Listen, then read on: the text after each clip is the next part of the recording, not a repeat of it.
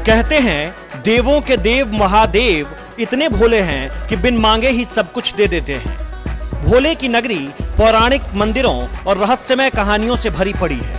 हम बात कर रहे हैं गंगा किनारे बसे बनारस की, जहां मौजूद है 12 ज्योतिर्लिंगों में एक काशी विश्वनाथ का मंदिर। लेकिन बनारस की इन्हीं तंग गलियों में बसा है महादेव का वो स्वरूप जो मीलों दूर हमारे पड़ोसी मुल्क नेपाल में भी है। हम बात कर रहे हैं नेपाल के पशुपतिनाथ मंदिर की।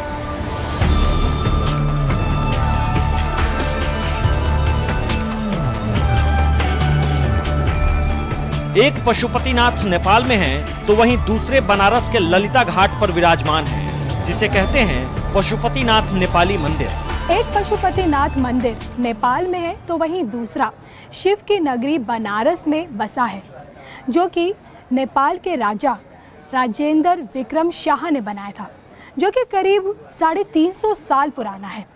इस मंदिर की खासियत पर जाएं तो मंदिर की लकड़ी में की गई नक्काशी में इंसान की 4 अवस्थाओं को बेहद ही बड़ी ही खूबसूरती से दर्शाया गया है।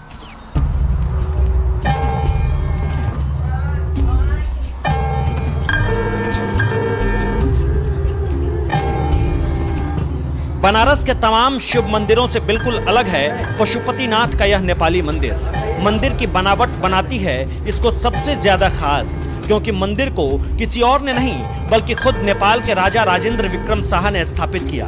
नेपाली पशुपतिनाथ के तर्ज पर बने इस मंदिर की एक एक लकड़ी यहाँ की नहीं बल्कि नेपाल से लाई गई और नेपाली कारीगरों द्वारा बनाया गया।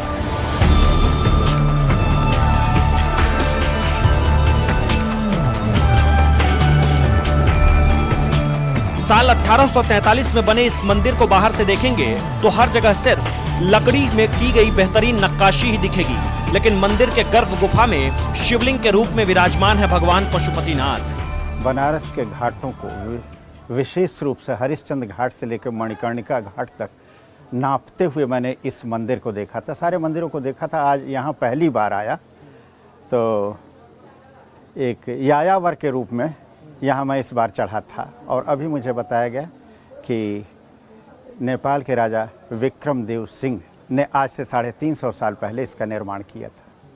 कि जहाँ पहुँचा जाता है मंदिर का परिसर और मंदिर का एक तरह से एम्बियंस जो होता है स्पिरिचुअल होता है, अत्यंत आध्यात्मिक होता है, और वह भी वाराणसी में हो और वह भी गंगा के किनारे हो तो उस मंदिर का फिर कहना ही क्या है।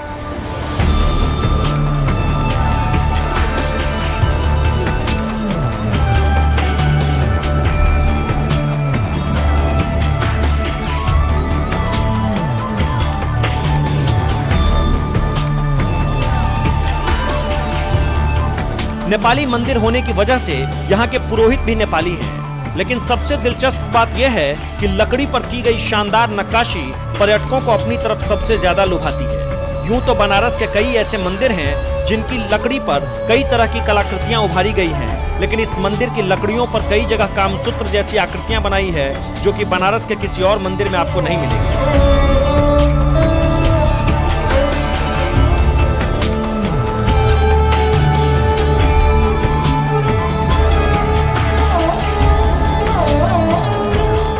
बनारस के इस नेपाली पशुपतिनाथ मंदिर में जो भी सच्ची आस्था के साथ आता है, गर्भ गुफा में मौजूद भगवान पशुपतिनाथ उसे मुंहमांगा वरदान देते हैं।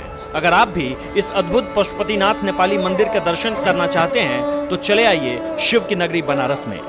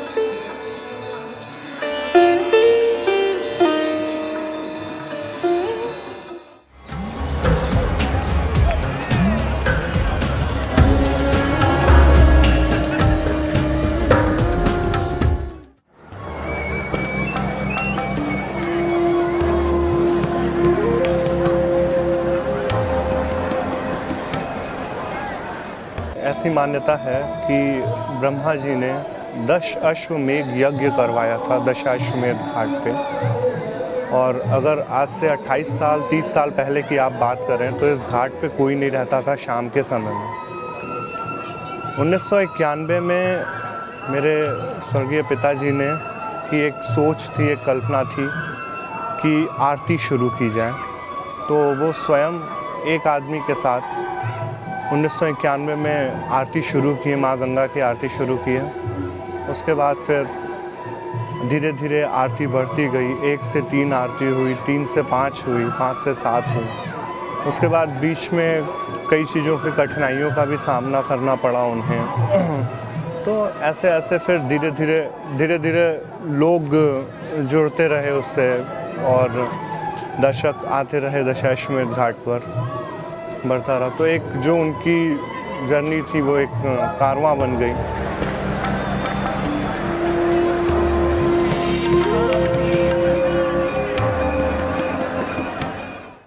लोगों के बड़ा होने पे निखार आता है, उस तरह गंगा आरती निखरती जा रही है। और इसको देखने के लिए पूरे विश्व से पर्यटक आते हैं और यहाँ पर बैठ कर के पर्यटक आरती देखते हैं। आरती के साथ साथ जो जल और अग्नि दोनों की तरंगें उठती हैं, उसको देख कर के भाव विभोर हो जाते हैं लोग।